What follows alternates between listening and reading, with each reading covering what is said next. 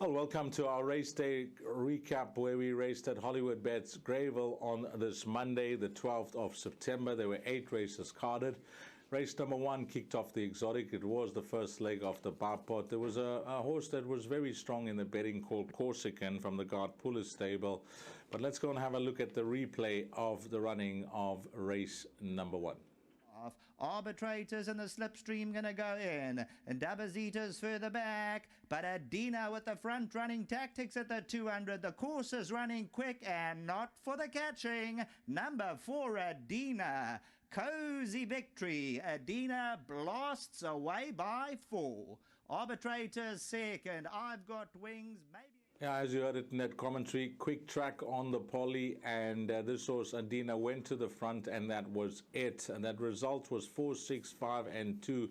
The big disappointment there was Corsican, who was being scrubbed around the turn, and obviously the conditions this afternoon at Hollywoodbets Greyville, he was unsuited to. So we'll see where he comes up next. Number 8, Corsican, and disappointment for the players in race number 1. I say disappointment. Well, that's if you went for Corsican.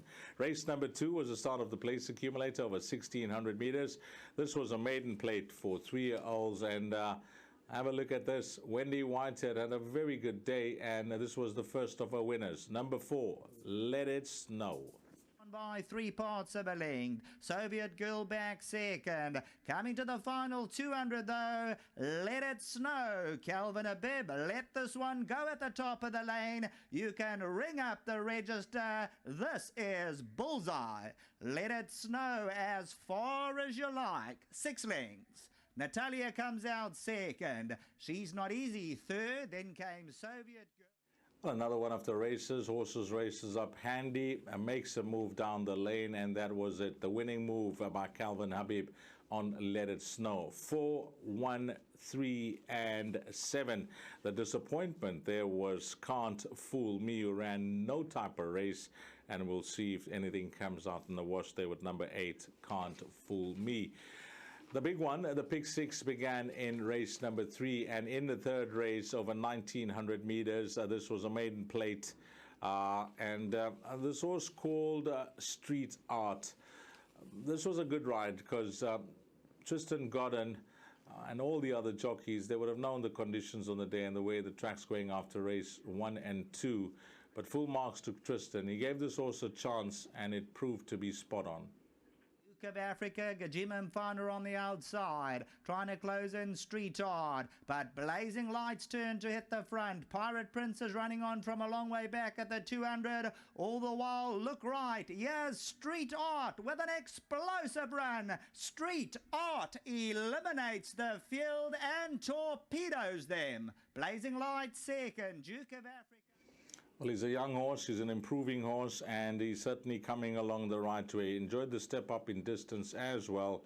Number 3, Street Art. 3, 4, 5, and 8. And 3 was the winning number in leg 1 of that pick 6. We then moved along to race number 4. A merit-rated 64 handicap. This was over 1,900 meters.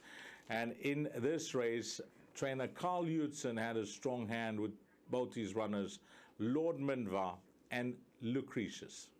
Bursting through at the 300-meter marker. The green cap of Lucretius gonna take some beating out here. Cole Dickens says, come and catch me if you can. Living Waters, Fever, they've heard the call, but Lucretius made a move a long way out, clear by a length. Living Waters and Fever second and third, but number 10, Lucretius, lost long enough. Living Waters.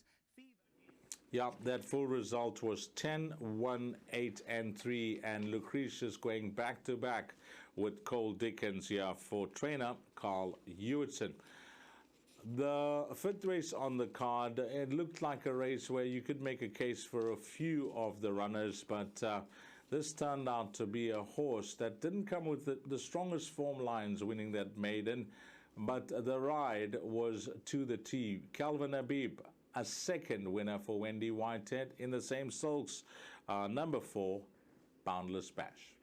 tactics now. Boundless Bash the grey, a length and a half. Bend the Rules is now starting to progress on the outside. Now going to go in. High Green starting to close in late on. 200 metres to go. Boundless Bash has now got to fend them off. Immeasurables come from nowhere. High Green's on the inside. Boundless Bash. Immeasurables coming, but just too late. Boundless Bash by a neck. Immeasurable in six. Yep, this was top class because I thought that maybe they were going to get him, but it was not to be. And showing that he's an above average horse, this number 4 Boundless Bash, going back to back, and well done again to the Whitehead team. Number 9, Immeasurable.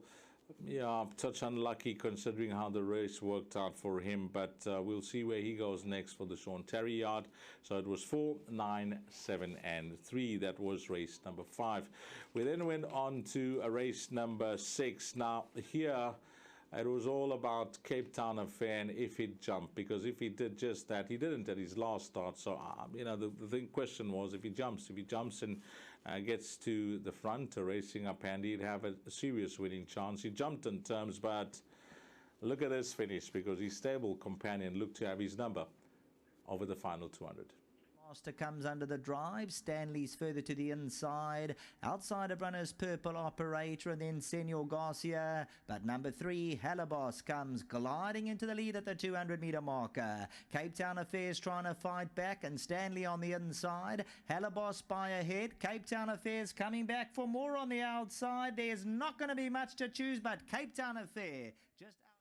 Yeah, I thought full marks to Muziani if you back that horse, because it looked like Halibos was going to pass him by, the stable companion, but wow, this horse fought. He fought hard. It was a long time since he's tasted success. It was really nice to see him in the number 1 box, number 5, Cape Town Affair. Good result for trainer Dennis Boss, 1, 2, 5, 3. 1 and 2, the order of finish there. We moved on to the penultimate race on the card, which was race number 7, over 1,600 meters. And whilst I complimented Muzieni in the previous race on a great ride, I think this ride has to be complimented as well, because the track was running quick, but this was one of the few runners, or if not, I think it's only 2 runners or so that came from somewhere off the pace. This horse came from last to first in a matter of strides. Shape of You in the yellow silks, Dawn of a New Day. Splash of Green on the extreme outside is running on with Bingham Beach. At the 250, Splash of Green runs on at Maria Coralina. Shape of You's running on towards the inside. Maria Coralina, Shape of You now ignites, and that's it. Shape of You with the winning formula. Maria Coralina's second, Trump My Queen. Yeah, good ride at Tandiwe Mgudla, and 9, 10, 4, and 6 over 1,600 meters. The lucky last was race number 8, closing all bets off. This was over 1,000 meters, merit rated 77 handicap. Court looms large. Just a Guy thing goes to the inside, and Valiente.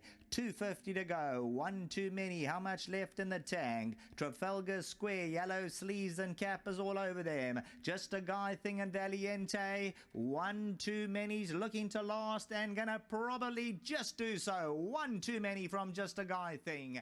Valiente. Another one, just like many on the day, that went start to finish. To the front, you got the horse, you got the legs, they ran all the way to the line. And that's what happened here with number 2, 1 too many. Cabela Matsanyana for Com Naidu. The minor positions were 3, 10, and 6. And a big thank you to the entire team. Of course, the team of GTV that bring you the production whenever we race here in KZN. Sheldon Peters calling all 8 races. I know Ryle Radhakrishna was in the Gallop studio, and I worked alongside Paul Lafferty. Absolute pleasure. We thank the entire team, and from myself, Dees Dianan, until we meet again, you take care.